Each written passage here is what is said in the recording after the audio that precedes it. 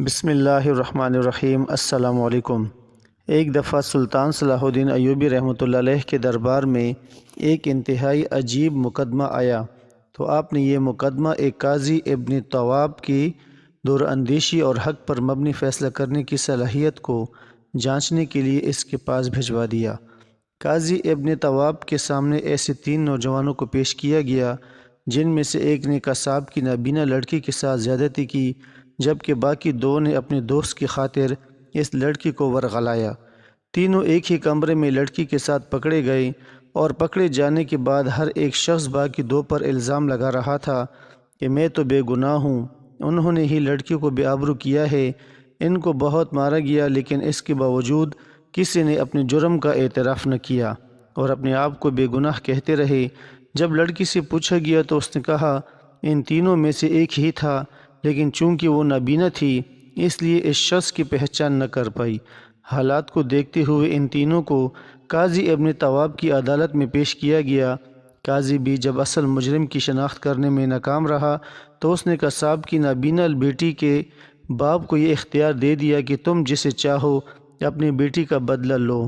قصاب نے ایک تیز دھار خنجر لیا اور کہا کہ میں ان تینوں نوجوانوں کے نفس کاٹنا چاہتا ہوں تاکہ یہ ساری زندگی ذلت میں گزار دیں۔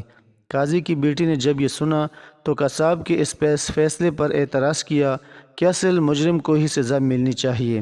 مجرم کی شناخت کے لیے وہ عدالت میں ایک بکرے کو لائی۔ جب قاضی ابن تواب نے اس بکرے کو دیکھا تو اس لڑکی سے پوچھا کہ یہ بکرا کیسے ثابت کرے گا کہ ان تینوں میں سے تمہارے ساتھ بدکاری کس نے کی ہے؟ تو یہ اندھی لڑکی کہنے لگی کہ قاضی صاحب یہ کوئی عام بکرا نہیں ہے، یہ ایسا بکرا ہے کہ جس نے اپنی ماں کے بجائے ایک کتیا کا دودھ پیا تھا۔ لڑکی نے اس بکرے کو سلطان صلاح الدین ایوبی رحمۃ اللہ علیہ کے دور حکومت کی بات ہے کہ مصر کے شہر اسکندریہ کے 3 نوجوان قاسم ابن نذیر، خالد ابن جمال اور عباس ابن یعقوب تینوں ہم سفر اور بچپن کے دوست تھے۔ تینوں میں سے ایک دوست کو قصاب کی ایک نابینا لڑکی پسند آئی۔ اس نے لڑکی کو شادی کی پیشکش بھی کی تھی لیکن لڑکی نے انکار کر دیا۔ پھر اس نے اپنے باقی 2 دوستوں کی مدد سے لڑکی کو ورغلایا اور پھر ایک ویران کھنڈر میں لے گئے۔ وہاں اس نے لڑکی کو اپنی جنسی ہوس کا نشانہ بنایا۔ وہ وہاں کھنڈر میں موجود تھے کہ ایک بزرگ نے لڑکی کی چیخوں کی آواز سنی اور بھاگتا ہوا آیا تو وہ تینوں اپنے کپڑے درست کر رہے تھے۔ جب لڑکی سے پوچھا گیا تو اس نے کہا کہ ان تینوں میں سے ایک نے مجھے زیادتی کا نشانہ بنایا، لیکن چونکہ میں نابینا ہوں لہٰذا میں اس لڑکی کو نہیں پہچان سکتی جو میرا مجرم ہے۔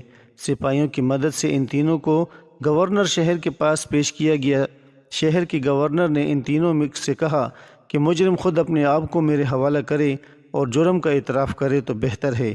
عباس کہنے لگا میں اپنے دوستوں کو تلاش کر رہا تھا، جب میں ادھر آیا تو خالد اور قاسم اس لڑکی کے ساتھ بدکاری میں مصروف تھے۔ میں نے ان دونوں درندوں کو لڑکی سے الگ کیا اور یہ بزرگ اچانک کھنڈر میں آیا۔ اس نے ہم تینوں کو دیکھ لیا اور گنہگار جانا میں بے قصور ہوں، جبکہ یہ دونوں ہی لڑکی کے گنہگار ہیں۔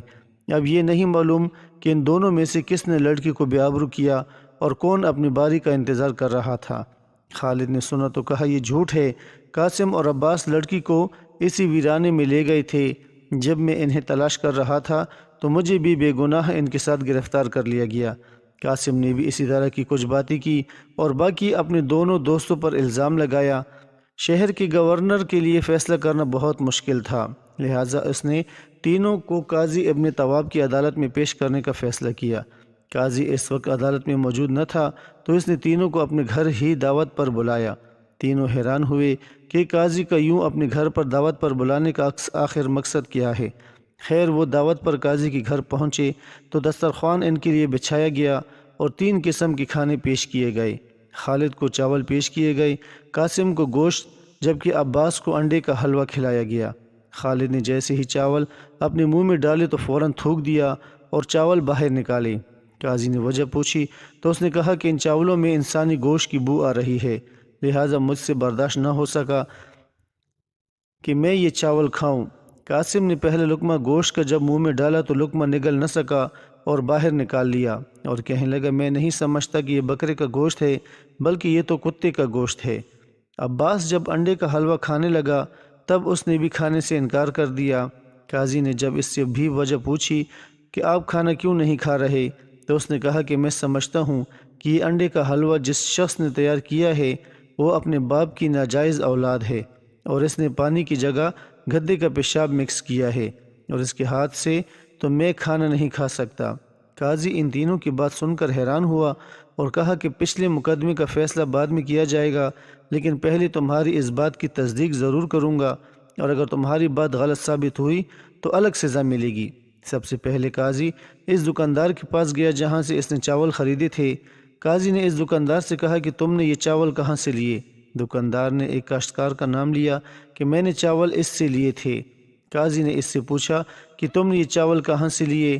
اس نے بتایا کہ پرانے قبرستان کی زمین کافی عرصے سے ویران پڑی تھی اور اس پر کافی پانی جمع تھا، حتیٰ کہ قبریں نظر نہیں آ رہی تھیں۔ میں نے اس پر چاول بو دیے۔ قاضی نے دل میں سوچا کہ خالد ٹھیک کہہ رہا تھا۔ وہ سمجھ چکا تھا کہ وہ کیوں کہہ رہا تھا کہ چاولوں میں سے انسانی گوشت کی بو آ رہی ہے۔ اس کے بعد قاضی نے قصاب کو بلایا جس سے اس نے گوشت خریدا۔ قاضی نے قصاب سے کہا کہ سچ سچ بتانا، مجھ سے غلط بیانی نہ کرنا۔ یہ جو گوشت تم نے مجھے فروخت کیا یہ کس چیز کا تھا؟ قصاب نے کہا جناب یہ بکرے کا گوشت تھا۔ قاضی نے قصاب سے کہا اچھا، جہاں سے تم نے یہ بکرا خریدا مجھے اس گھر کا پتہ بتا سکتے ہو؟ اس نے ایک دیہاتی کا پتہ بتا دیا۔ دیہاتی نے جب اچانک قاضی کو اپنے سامنے دیکھا تو خوف زدہ ہوا۔ قاضی نے اسے تسلی دی اور کہا کہ خوف زدہ ہونے کی ضرورت نہیں، میں تم سے کچھ سوالات پوچھنا چاہتا ہوں۔ کیا تم نے اپنا بکرا اس قصاب کو فروخت کیا تھا؟ دیہاتی نے کہا جی ہاں، میں نے اپنا بکرا ہی فروخت کیا تھا۔ قاضی نے اس سے کہا تم جھوٹ بول رہے ہو، تم نے اس قصاب کو کتا فروخت کیا تھا اور اس نے وہ کتا ذبح کر کے ہمارے مہمانوں کو کھلایا۔ دیہاتی اپنے کانوں کو ہاتھ لگانے لگا اور کہا قاضی صاحب خدا کا خوف کریں، میں ایسا جرم کیسے کر سکتا ہوں؟ پورا علاقہ میری اس بات کی گواہی دے گا کہ میں نے ان قصاب کو اپنا بکرا ہی فروخت کیا تھا۔ قاضی نے کہا پھر میرے مہمان نے ایسا کیوں کہا کہ یہ گوشت مجھے کتے کا معلوم ہوتا ہے؟ دیہاتی کچھ دیر خاموش رہا، پھر کہا جناب اگر اجازت ہو تو میں آپ کو ایک واقعہ سنانا چاہتا ہوں۔ جب یہ بکرا پیدا ہوا تھا تو اس کی ماں مر گئی تھی۔ میں پریشان ہوا کیونکہ میرے پاس دودھ نہیں تھا اور اس بچی کی خوراک صرف دودھ ہی تھی۔ ایک دفعہ میں گھر آیا تو میں نے دیکھا کہ ایک کتیا اس بکرے کو دودھ پلا رہی ہے۔ میں کھڑا دیکھتا حیران رہ گیا، مجھے یہ بہت عجیب لگا، لیکن میں اس بکری کی بچی کو زندہ رکھنا چاہتا تھا، لہٰذا بچپن سے ہی اسی کتیا نے پالا۔ بعد میں جب یہ بڑا ہوا تو اسی کتیا کے ساتھ بیٹھتا، کتیا اسے چاٹتی پیار کرتی۔ گاؤں کے کافی لوگوں نے اس بات پر اعتراض کیا کہ ایک نجس جانور کے ساتھ تم نے حلال جانور کیوں ملا دیا؟ آخرکار تنگ آ کر میں نے یہ بکرا قصاب کو فروخت کر دیا، لیکن اس کو حقیقت نہ بتائی۔ قاضی سمجھ چکا تھا کہ کیوں قاسم کو اس گوشت میں سے کتے کی بدبو آ رہی تھی۔ قاضی دل میں سوچنے لگا یہ تینوں شخص مجرم ہونے کے علاوہ بلا کے ذہین ہیں، لہٰذا اصل مجرم کی شناخت بہت مشکل معاملہ ہے۔ اب قاضی نے قاسم کا سچ معلوم کرنے کی کوشش کی۔ قاضی نے اپنے اس باورچی کو بلایا جس نے انڈے کا حلوہ تیار کیا اور کہا کہ مجھے اپنے والدین کے پاس لے جاؤ۔ باورچی نے قاضی کو بتایا کہ میرا باپ تو بچپن سے ہی فوت ہو چکا ہے لیکن ماں زندہ ہے۔ وہ قاضی کو اپنی ماں کے پاس لے گیا۔ قاضی نے اس کی ماں سے پوچھا کہ سچ سچ بتاؤ یہ بیٹا تمہارا ہے؟ اس کی ماں نے اس بات کا اقرار کیا کہ جنگل میں لکڑیاں کاٹ رہی تھی، کچھ اوباش ڈاکو انہوں نے مجھے بے آبرو کیا۔ میں شادی شدہ تھی جبکہ میرا شوہر اس وقت تجارتی سفر پر تھا۔ ان نوجوانوں کی وجہ سے میں حاملہ ہو چکی تھی، لیکن میں نے یہ راز کسی کو نہ بتایا کہ سسرال والے مجھے گھر سے نکال دیں گے۔ میرا یہ بیٹا آپ کے ہاں باورچی ہے، یہ میرے شوہر کے نطفے سے نہیں۔ اب قاسم کی بات کی بھی تصدیق ہو چکی تھی۔ قاضی حیران تھا کہ تینوں اگر اتنے ذہین ہیں پھر انہوں نے یہ غلط کام کیوں کیا؟ قاضی واپس گھر آیا، تینوں سے کہا کہ بہتر یہی ہے کہ مجرم خود اپنے آپ کو قانون کے حوالے کرے، ورنہ میں تینوں کو ہی پھانسی کی سزا دوں گا۔ مگر یہاں بھی وہ تینوں ایک دوسرے کو الزام دے رہے تھے تاکہ قاضی ابن طواب شک کا شکار ہو جائے اور فیصلہ نہ کر پائے اور اصل مجرم کی شناخت نہ ہو پائے۔ قاضی تینوں کو عدالت میں لے گیا اور اس کے بعد قصاب اور اس لڑکی کو بھی پیش ہونے کا حکم دیا۔ ایک طرف مظلوم لڑکی اور اس کا باپ کھڑا تھا جبکہ دوسری طرف تینوں ملزم کھڑے تھے۔ قاضی نے دیکھا کہ قصاب کا چہرہ غصے سے لال تھا، اس کی آنکھیں بھی سرخ تھیں۔ قاضی نے قصاب سے کہا کہ یہ تینوں ہی تمہاری بیٹی کے مجرم ہیں، لہٰذا جیسے چاہو ان کو سزا دو اور اپنی مظلوم بیٹی کا بدلہ لو۔ قصاب نے کہا کہ میں ان تینوں کو سزا دوں گا اور ایسی سزا دوں گا کہ یہ تینوں عبرت کا نشان بن جائیں گے۔ میں ان کو ماروں گا نہیں بلکہ ان تینوں کے نفس کاٹ لوں گا تاکہ فساد کی جڑ ہی ختم ہو جائے اور دوبارہ یہ کسی کی بہن بیٹی کی عزت پامال نہ کر سکے۔ یہ زندہ ہی رہیں گے لیکن ذلت اور رسوائی کے علاوہ ان کی قسمت میں اور کچھ نہیں ہوگا۔ قصاب نے ایک خنجر تیز دھار آلے پر رکھا اور تیز کرنے لگا۔ قاضی کی عقل مند بیٹی نے جب قصاب کے ارادے کو دیکھا تو کہا کہ یہ غلط ہے۔ جو سزا اس قصاب نے تینوں کے لیے تجویز کی ہے وہ اصل مجرم کو ہی ملنی چاہیے۔ قاضی نے بیٹی سے کہا، بیٹی لیکن میرے لیے اصل مجرم کی شناخت کرنا مشکل ہو چکا ہے، اور لڑکی بھی نابینا تھی، وہ بھی اپنے مجرم کو نہیں پہچان سکتی تھی۔ قاضی کی لڑکی نے کہا کہ آپ اس دیہاتی کے پاس جائیں جس نے اپنا بکرا اس قصاب کو فروخت کیا تھا۔ دراصل اس کے پاس 2 بکرے تھے، جس میں سے ایک بکرا اس نے چھپا لیا تھا، وہ بھی بچپن میں کتیا کی دودھ پر پلا تھا۔ وہ بکرا ہی ان میں سے مجرم کی شناخت کروائے گا۔ وہ بکرا عدالت میں پیش کیا گیا اور اس کے بعد اس کو ایک تاریک کمرے میں کھڑا کیا گیا۔ تینوں سے کہا گیا کہ باری باری جا کر اس بکرے کی سینگوں کو ہاتھ لگائیں۔ جب مجرم اس کی سینگوں کو ہاتھ لگائے گا تب بکرا ایک عجیب سی آواز نکالے گا جو کتے سے ملتی جلتی ہوگی۔ تینوں کمرے میں گئے اور بکرے کی سینگوں کو ہاتھ لگا کر واپس آ گئے۔ پھر لڑکی نے ایک سپاہی سے کہا کہ ان تینوں کے ہاتھوں کو سونگو۔ سپاہی نے تینوں کے ہاتھوں کو سونگا اور پھر قاضی کی بیٹی کو بتایا کہ تینوں کے ہاتھوں سے ایک عجیب قسم کی خوشبو محسوس ہو رہی ہے۔ یہ سن کر قاضی کی بیٹی کافی پریشان ہو گئی۔ باپ نے اپنی بیٹی کو پریشان دیکھا تو پریشانی کی وجہ پوچھی۔ اس کی بیٹی نے باپ کو بتایا کہ میں نے بکرے کی سینگوں پر ایک خاص قسم کی خوشبو لگائی تھی اور پھر ان تینوں کو ان کی سینگوں پر ہاتھ لگانے کو کہا۔ میرے دل میں تھا کہ جو اصل مجرم ہوگا وہ تاریکی کا فائدہ اٹھاتے ہوئے بکرے کی سینگوں کو نہیں چھوئے گا تاکہ اس کا جرم پکڑا نہ جائے، مگر حیرت کی بات تو یہ ہے کہ ان تینوں نے ان کی سینگوں کو ہاتھ لگایا جیسا کہ یہ پہلے ہی میرے منصوبے کو جانتے تھے اور یہ جانتے تھے کہ میری دماغ میں کیا ہے اور میں کس طرح ان تینوں میں سے اصل کو پکڑنا چاہ رہی ہوں۔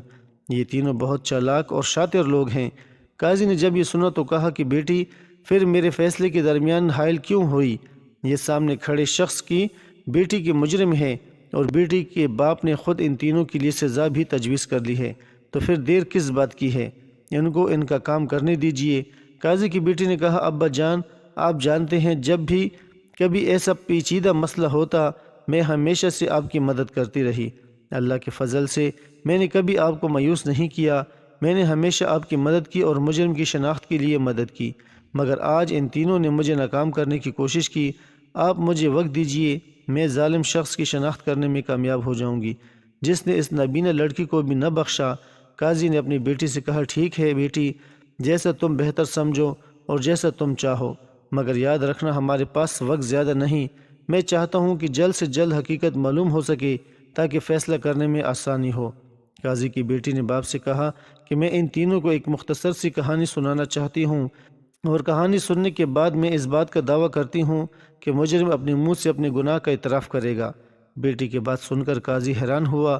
لڑکی نے ان تینوں دوستوں کو اپنے سامنے بٹھایا اور ان کو ایک کہانی سنائی۔ لڑکی نے کہا کہ آج سے 25 سال پہلے بغداد میں 2 دوست رہا کرتے تھے۔ ایک کا نام عدنان جبکہ دوسرے کا نام ادریس تھا۔ دونوں کی دوستی تھی اور لوگ ان کی دوستی کی مثالیں دیتے۔ دونوں ایک دوسرے کے ساتھ کھیلتے کودتے پڑھتے تھے حتیٰ کہ جوان ہوئے۔ حیرت کی بات یہ تھی کہ ایک دوست کو بخار بھی ہو جاتا تو دوسرے کی طبیعت خود بخود خراب ہوتی۔ عدنان کا باپ ایک مشہور مصور تھا اور اپنے باپ کو دیکھتے ہوئے عدنان کو بھی مصوری کا شوق تھا۔ اسکندریہ میں ہر سال ایک میلہ لگتا تھا جس میں مصر، ایران، ترکی، لبنان، مختلف علاقوں کے لوگ جمع ہوتے۔ ان لوگوں میں شمشیر زن تاجر حضرات بھی شرکت کرتے۔ حسین و جمیل لڑکیاں رقص کرتیں اور اسی طرح لڑکیوں کی خرید و فروخت بھی ہوتی تھی۔ شمشیر زن اپنی شمشیر زنی کے جوہر سب کے سامنے پیش کرتے۔ رات کے وقت آنکھوں کو خرا کر دینے والی روشنیاں انسان کو مدہوش کر دیتی تھیں۔ امیر و کبیر لوگ اپنے حجرے میں بیٹھ جاتے۔ خوبصورت لڑکیاں ان کے سامنے رقص کرتیں۔ اسی میلے میں مصور عمر جو عدنان کا باپ تھا اپنی دکان لگاتا اپنی مصوری کی اعلیٰ شاہکار لوگوں کے سامنے رکھتا۔ دیکھتے ہی دیکھتے اس کی تصویریں فروغ ہو جاتی۔ ایک دفعہ مصور عمر سخت بیمار تھا۔ اس نے اپنے بیٹے عدنان سے کہا، میری جگہ آج تم دکان پر ٹھہرنا، گاہکوں کا بہت زیادہ رش ہوگا۔ لہٰذا تم نے ہی ان کو ڈیل کرنا ہے۔ عدنان اپنے باپ کی دکان پر بیٹھا تھا کہ اس کا دوست ادریس پریشانی کی حالت میں اس کے پاس آیا۔ عدنان نے اس سے پریشانی کی وجہ پوچھی تو ادریس نے بتایا کہ میں نے میلے میں ایک لڑکی دیکھی، وہ ایک شہزادی تھی اور اس شہزادی کے ساتھ ایک کنیز بھی تھی اور ایک پری چہرہ لڑکی تھی اور مجھے بہت پسند آئی تھی، اور اب میں اس کے بغیر زندہ نہیں رہ پاؤں گا۔ عدنان نے جب اپنے دوست کو پریشان دیکھا تو اپنے باپ کی دکان بند کی اور اپنے دوست کے ساتھ اس پری چہرہ لڑکی کو ڈھونڈنے نکل پڑا۔ ان دونوں دوستوں نے اس لڑکی کو ڈھونڈنے کے لیے پورا علاقہ چھان مارا، ہر گلی میں گئے مگر لڑکی نہ مل سکی۔ دوسرے دن وہ میلے میں اس لڑکی کو تلاش کرنے کے لیے نکل پڑے، لیکن پھر بھی وہ لڑکی انہیں نہ مل سکی۔ اب 10 روزہ میلہ ختم ہو چکا تھا، لڑکی نہ ملی اور ادریس بے حد پریشان تھا، تو اس کے دوست عدنان نے اسے تسلی دی اور کہا کہ میرے ہوتے ہوئے تجھے پریشان ہونے کی ضرورت نہیں، تم میری جان ہو، اس لڑکی کا حلیہ بتاؤ، میں اس کی تصویر بنا لیتا ہوں۔ ادریس نے لڑکی کا حلیہ بتایا تو عدنان نے اپنے ہاتھوں سے جادو اور اس لڑکی کی تصویر تیار کی۔ جب تصویر مکمل ہوئی تو ادریس نے کہا کہ اس تصویر میں 2 خامیاں ہیں، نچلے ہونٹ کے ساتھ تل نہیں اور لڑکی کی زلفیں کچھ زیادہ لمبی تھی۔ عدنان نے تصویر میں دونوں چیزیں لگا دیں تو ادریس چیخ اٹھا کہ یہ ہو بہو اسی لڑکی کی ہے۔ عدنان نے اپنے دوست سے وعدہ کیا کہ جب تک میں لڑکی کو تلاش نہیں کر لوں گا میں چین سے نہیں بیٹھوں گا اور تمہاری اس سے شادی کروا کر ہی رہوں گا۔ اگلے دن عدنان نے اپنے گھر کو خیر آباد کہا اور اپنے دوست کو الوداع کہتی ہوئے لڑکی کی تصویر کو جیب میں رکھا اور اس کی تلاش کے لیے نکل پڑا۔ اس نے ہر علاقے کا چپا چپا چھان مارا لیکن لڑکی نہ مل سکی۔ دن رات وہ لڑکی کو تلاش کرتا رہا اور ساتھ ساتھ اپنے دوست کے بارے میں خیریت بھی دریافت کرتا رہا۔ اسے بتایا گیا کہ اس کا دوست سخت بیمار ہے۔ یہ سن کر وہ بھی بیمار پڑ گیا، لیکن اس کے باوجود اس نے لڑکی کی تلاش جاری رکھی، حتیٰ کہ 1 سال کا عرصہ گزر گیا لیکن لڑکی نہ ملی۔ اور سال کے بعد دوبارہ اسکندریہ کے اسی میلے کا انعقاد ہوا جہاں ادریس نے لڑکی کو پہلی بار دیکھا تھا۔ عدنان اپنے دوست کی خاطر میلے میں گھومنے لگا کہ شاید وہ لڑکی دوبارہ مل جائے، وہ اسے دیکھ لے، لیکن وہ لڑکی نہ ملی۔ عدنان کے والدین اپنی بیٹی کی وجہ سے بہت پریشان تھے۔ یہ اپنے دوست کی وجہ سے اتنا مجنون ہو چکا ہے، اس کی عقل پر پردہ پڑ چکا ہے۔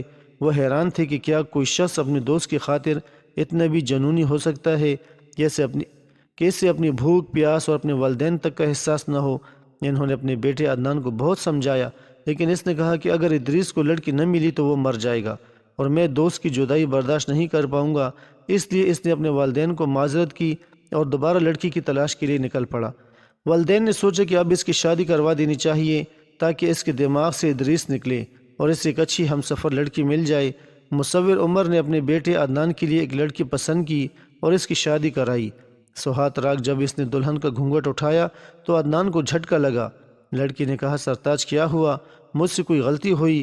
عدنان نے اپنی دلہن سے کہا کہ دیکھو، اگر ایک شوہر ہونے کے ناطے میں تجھ سے کہوں تو کیا تم میری بات مانو گی؟ دلہن نے کہا میں ہر وہ بات جو خدا اور اس کے رسول کی شریعت کے خلاف نہ ہو وہ ضرور مانوں گی۔ عدنان نے دلہن سے کہا نہیں، جو میں کہوں گا تجھے ماننا پڑے گا، ورنہ ایک معصوم شخص اپنی جان ہار بیٹھے گا۔ وہ میرا دوست ہے، آج سے 2 سال پہلے اس نے تجھے دیکھ لیا تھا ایک میلے میں، اور تب سے لے کر آج تک وہ تمہارے عشق میں مبتلا ہے، بستر مرگ پر پڑا ہے۔ میں نے اس سے وعدہ کیا تھا جیسے ہی تم ملو گی میں تجھے اپنے دوست کے پاس بھیج دوں گا۔ خدا را میری اس حالت پر رحم کرو، میں تمہیں طلاق دینا چاہتا ہوں اور اپنے دوست کے یہاں بھیجنا چاہتا ہوں تاکہ تم اس کے پاس جا سکو اور اس کی جان بچ جائے۔ دلہن نے کہا ٹھیک ہے، میں آپ کے دوست کے پاس جاتی ہوں، لیکن آپ مجھے ابھی طلاق مت دیجیے گا، جب میں وہاں پہنچ جاؤں تب ہی طلاق دیجیے گا۔ عدنان نے کہا ٹھیک ہے۔ دلہن نے جانے کی تیاری کی، ایک گھوڑا منگوایا اور آدھی رات کو ادریس کے بتائے ہوئے پتہ پر چلی۔ آدھی رات کا وقت تھا، کچھ راہزن جنگل میں بیٹھے تھے۔ انہوں نے دیکھا کہ ایک خوبصورت لڑکی گھوڑے پر سوار ان کی طرف آ رہی ہے۔ انہوں نے لڑکی کا راستہ روکا، لڑکی کو پکڑ کر اپنے سردار کے پاس لے گئے۔ ڈاکوؤں کے سردار نے دیکھا کہ زیورات سے لدی حسین و جمیل لڑکی ان کے سامنے کھڑی ہے۔ سردار نے اس سے پوچھا کہ آدھی رات کو تم یوں اکیلی کہاں جا رہی ہو؟ لگتا ہے تمہاری نئی نئی شادی ہوئی ہے۔ اتنی حسین و جمیل دلہن آدھی رات کو اکیلے نکلنا خطرے سے خالی نہیں۔ دلہن نے بتایا کہ میں حقیقت آپ کو نہیں بتا سکتی، لیکن اتنا ضرور بتاؤں گی کہ میں کسی شخص کی جان بچانے کی خاطر جا رہی ہوں۔ اگر میں وقت پر نہ پہنچی تو وہ مر جائے گا۔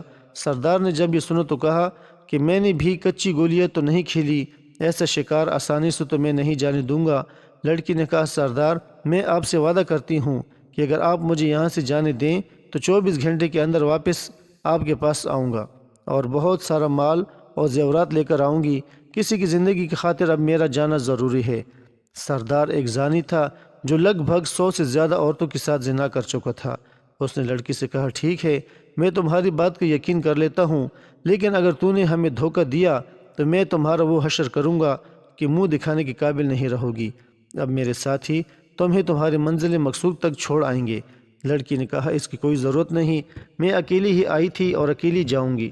سردار سے وعدہ کرنے کے بعد وہ لڑکی نے اپنا سفر جاری رکھا اور صبح وہ ادریس کے گھر پہنچی۔ ادریس نے دیکھا تو اسے اپنی آنکھوں پر یقین نہ آیا، جس کی خاطر وہ 2 سال زندگی اور موت کی کشمکش میں تھا، وہ آج اس کے سامنے کھڑی تھی اور وہ بھی دلہن کے روپ میں۔ ادریس نے اس سے کہا کہ اے حسینہ تم کون ہو؟ اپنے بارے میں بتاؤ۔ دلہن نے کہا کہ آپ کو اس بات کی کوئی خوشی نہیں کہ آپ کو آپ کی کھوئی ہوئی محبت مل چکی ہے جو آپ کے سامنے ہے، لیکن ادریس بضد رہا کہ مجھے حقیقت بتاؤ۔ جب دلہن خاموش رہی تب اس نے خنجر اٹھایا اور کہا کہ اگر تم مجھے حقیقت نہیں بتاؤ گی تو اسی خنجر سے میں اپنی جان لے لوں گا۔ تب دلہن نے اسے سارا ماجرا بتایا۔ یہ سن کر ادریس کے دل میں اپنے دوست عدنان کے لیے محبت جاگ اٹھی۔ اس نے دلہن سے کہا کہ آج سے تم میری بہن ہو اور اپنے بھائی کے گھر آئی ہو، تم ہرگز عدنان سے طلاق نہیں لوگی اور واپس اپنے شوہر کے پاس چلی جاؤ۔ جب دلہن واپس جانے لگی تب ادریس نے کہا بھائی بہنوں کو خالی ہاتھ تو نہیں بھیجتے، اس لیے اس نے بہت سارے مال اور زیورات دلہن کو دے دیے اور کہا کہ میرا ایک آدمی تمہارے ساتھ جائے گا، مگر دلہن نے اکیلے جانے کی ضد کی۔ اس کے بعد وہ گھوڑے پر بیٹھی اور مال اور زیورات سمیت سردار کے پاس آئی۔ سردار سے کہا کہ میں نے اپنا وعدہ پورا کیا ہے۔ اس نے سردار کے سامنے اپنے زیورات اور مال جو تحفے میں ادریس نے دیے تھے اس کے قدموں میں رکھ دیے۔ سردار یہ دیکھ کر حیران ہوا کہ کوئی لڑکی اپنے قول و قرار کی اتنی بھی پکی ہو سکتی ہے۔ یہ کوئی عام لڑکی نہیں جس نے اپنے وعدہ پورا کرنے کے لیے اپنی زندگی خطرے میں ڈالی اور واپس ہماری طرف آئی، حالانکہ وہ بآسانی فرار بھی ہو سکتی تھی۔ لڑکی کی اس بہادری نے سردار کی زندگی بدل دی اور اس سے پوچھنے لگا کہ تم کون ہو؟ لڑکی نے کہا میں نے اپنا وعدہ پورا کیا ہے، اب آپ کو جاننے کی کیا ضرورت ہے؟ لیکن وہ بضد رہا۔ جب لڑکی نے سردار کو ساری داستان سنائی تو وہ متاثر ہوا۔ اس نے کہا آج تم نے اس ناپاک شخص کو بدل ڈالا۔ اس نے لڑکی کے سر پر ہاتھ رکھا اور کہا کہ آج سے تم میری بیٹی ہو، اور اگر بیٹی اتنی نیک ہو تو اس کے باپ کو بھی گناہوں سے باہر آنا چاہیے اور توبہ کر لینی چاہیے۔ سردار نے دعاؤں سے اس لڑکی کو وہاں سے روانہ کیا اور زیورات اور مال بھی دے دیے۔ لڑکی واپس عدنان کے پاس آئی تو عدنان اسے دیکھ کر حیران ہوا۔ لڑکی نے اسے سارا ماجرا بیان کیا تو عدنان سجدے میں گر گیا۔ یہاں پر کہانی ختم ہوتی ہے۔ اب قاضی کی بیٹی نے تینوں سے باری باری سوال کیا کہ اصل قربانی کس نے دی؟ سب سے پہلے قاسم نے کہا کہ اصل قربانی عدنان نے دی، جس نے اپنے دوست سے وعدہ پورا کرنے کی خاطر اپنی منکوحہ بیوی اپنے دوست کے پاس بھیج دی۔ خالد نے کہا نہیں، اصل قربانی ادریس نے دی، جس کو اپنی محبت مل چکی تھی، لیکن اپنے دوست کی خاطر اس نے اسے اپنی بہن بنا لیا۔ عباس نے کہا نہیں، دراصل اصل قربانی تو رہزن ڈاکوؤں کے سردار نے دی، وہ دونوں آپس میں دوست تھے اور دوستی کی خاطر ایک دوسرے کا ساتھ نبھایا، لیکن ڈاکوؤں کے سردار نے، جو کہ ایک بد کردار تھا اور لڑکی کو کسی طریقے سے بھی استعمال کر سکتا تھا، لیکن اس نے اپنے پیشے کو چھوڑ دیا اور لڑکی کو اپنی بیٹی بنا لیا۔ قاضی ابن طواب کی بیٹی نے اپنے باپ سے کہا یہی عباس ہی اصل مجرم ہے، اس کا نفس کاٹ کر عبرت کا نشان بنایا جائے۔ عدالت میں موجود ہر شخص حیران تھا اور قاضی نے بیٹی سے پوچھا کہ تجھے کیسے پتہ چلا کہ یہ مجرم ہے؟ قاضی کی بیٹی نے اپنے باپ کو بتایا کہ آدمی جس عادات کا مالک ہوتا ہے اسی خاصیت کے لوگوں کو پسند کرتا ہے۔ عباس خود زانی ہے، اس لیے اس نے ایک زانی سردار کو پسند کیا اور اس کی تعریف کی، تو میں اس کے ذہنی رجحان کو سمجھ گئی۔